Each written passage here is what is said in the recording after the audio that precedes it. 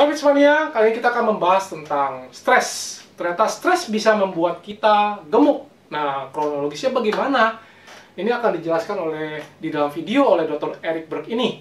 Penasaran? Silahkan simak terus video ini.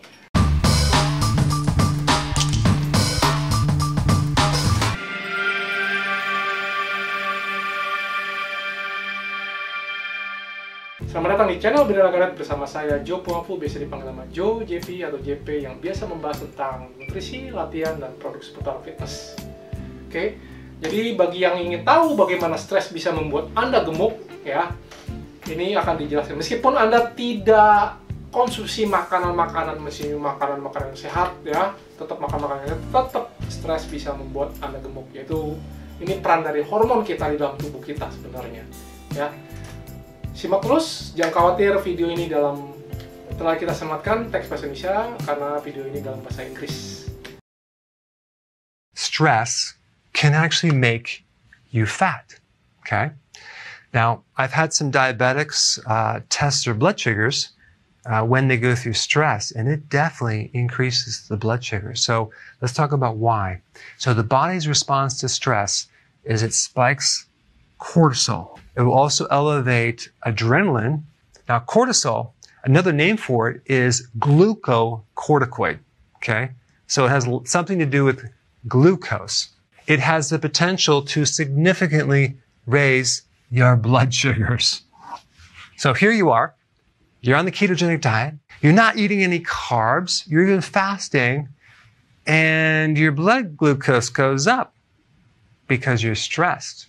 Interesting. Also, trauma will do it too. I remember when I was riding my bike and my chain locked up. I went over the handlebars on the cement going 30 miles an hour.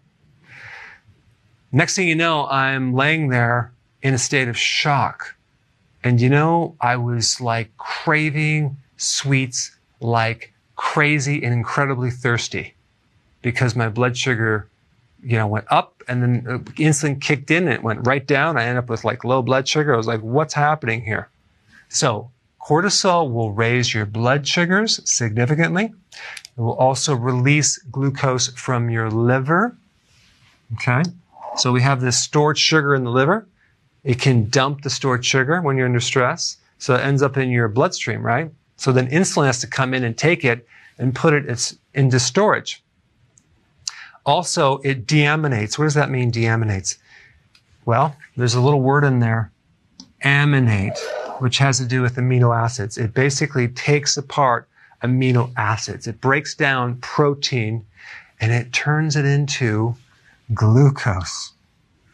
It's called gluconeogenesis, the creation of new glucose from something else. It could be from ketones, it could be from fat, it could be from protein. But with cortisol, it will tend to break down your proteins. This is why women, specifically after menopause, get atrophied. They start losing their muscle mass when they get older. And it just turns into fat. And then the blood glucose goes up. So it's not a good situation. Also, cortisol decreases insulin sensitivity. And this is what will lead to insulin resistance, which will then cause the body to make more insulin, to make more fat, to make a slower metabolism. It's a vicious cycle. Also, cortisol will drive the storage of fat to your midsection or to your viscera around the organs in the midsection and the liver. So this is why people that have a lot of stress end up with midsection weight, skinny legs, because the body is extracting and breaking down protein from the thigh muscle, the quadricep, and the gluteal muscles in your butt, and it turns that into sugar and then to convert it to fat around your midsection. So now you know the mechanism between stress and belly fat. Setuju kan bahwa hidup ini adalah pilihan. Jadi kita bebas memilih gaya hidup seperti apa dan kita bebas memilih makanan yang kita konsumsi. Tapi kita tidak bebas dari konsekuensinya. Dari salah satunya dari konsekuensi ini adalah konsekuensi dari pilihan kita untuk stres sehingga membuat kita menjadi gemuk, bahkan otot kita bisa menyusut. Ya. Mau yang di depan atau mau yang di belakang? Memang kesehatan bukan yang utama, tapi hal yang utama di dalam hidup kita tidak bisa diraih tanpa kesehatan. Dan kita tidak mungkin membayar orang melakukan push up, pull up, atau squat, tapi kita yang mendapatkan ototnya. Jadi kita yang harus melakukan pada diri kita sendiri. Saya Joe bersama BINARAGA.NET. Kami mengajak Anda membangun generasi baru yang lebih cerdas, fit, dan tangguh. Di BINARAGA.NET, kami selalu percaya bahwa setiap orang pasti bisa memiliki tubuh yang ideal dan sehat. Dengan subscribe, like, dan share video ini, Anda turut membantu membangun Indonesia sehat dan kuat. Salam jelas fitness, saya JP.